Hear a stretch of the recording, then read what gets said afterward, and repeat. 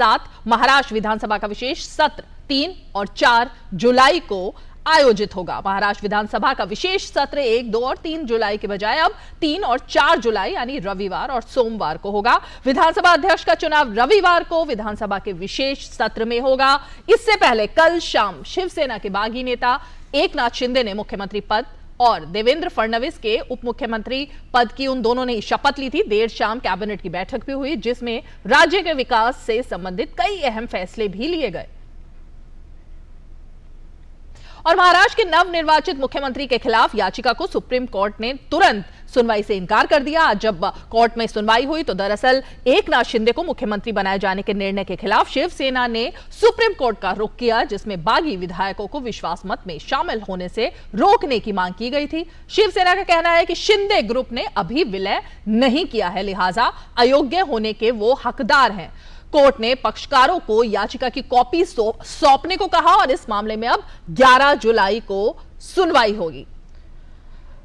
पूरी खबर क्या रही और दिन भर जिस तरह से महाराष्ट्र में हालात लगातार बदलते रहे, दिन भर खबर पर जो नजर रखी वो थे हमारे सहयोगी योगेश, सीधे जुड़ रहे हैं हमारे साथ मुंबई से। योगेश, ऐसा लग रहा था कि कल के बाद अब शिवसेना का जो खेमा है, खासकर उद्धव ठाकरे का खेमा, उसमें कुछ शांति दिखेगी, कुछ मंथन दिखेगा, कुछ चिंतन दिखेगा। आज प्रेस से उन्होंने वार्ता की, उसमें भी उन्होंने तमाम बातें रखी, लेकिन लग नहीं रहा कि अभी शिवसेना जो है वो हार मानने को तैयार है।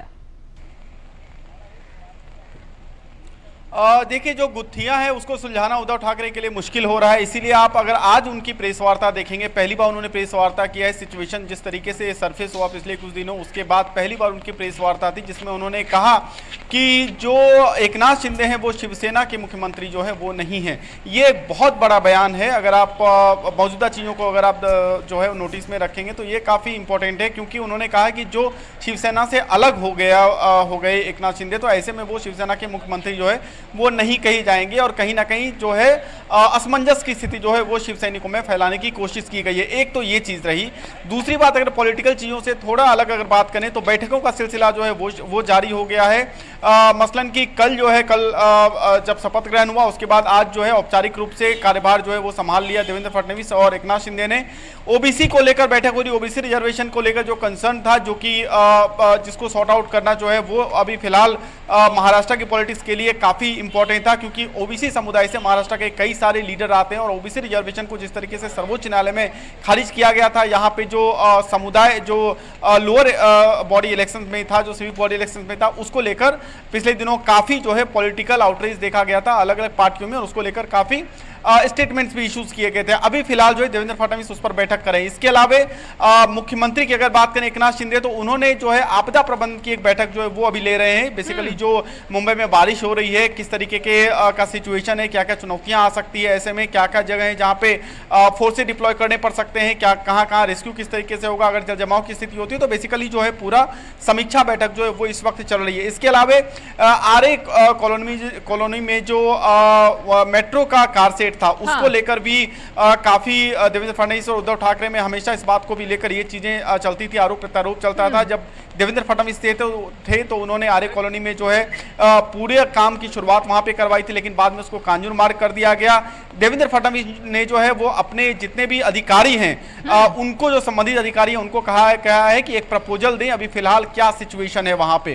तो वहां पे बेसिकली जो है वापस आरए कॉलोनी में जो काम रुका हुआ था वो शुरू होगा। इसके अलावा जलयुक्त शिविर जो की योजना थी, महत्वाकांक्षी योजना थी देवेंद्र फडणवीस की, उसको भी गति देने का काम शुरू हो रहा है। जी बिल्कुल योगेश, ये तो सारे वो काम है जो पिछली सरकार ने नहीं किए थे और उससे पहले रुक गए थे, ऐसा लग रहा था ठंडे बस्ते में ही चले गए। लेकिन अगर हम राजनीतिक तौर पर बात करें तो अब जो सबसे अहम बात है वो है बहुमत को साबित करना, दूसरी तरफ मंत्रिमंडल का विस्तार, कौन कौन मंत्री बनने वाले हैं, और तीसरी बात अगर हम शिवसेना की करें, उद्धव ठाकरे का जो सुर है वो आज बदला हुआ नजर आ रहा था। उन्होंने कहा अब वो शिव सैनिकों के बीच जाएंगे, दौरे करेंगे, जानने की कोशिश करेंगे आखिर गलती कहां रह गई। तो एक तरफ पूरी तरह सरकार को चलाने की कवायद और दूसरी तरफ मंथन का दौर।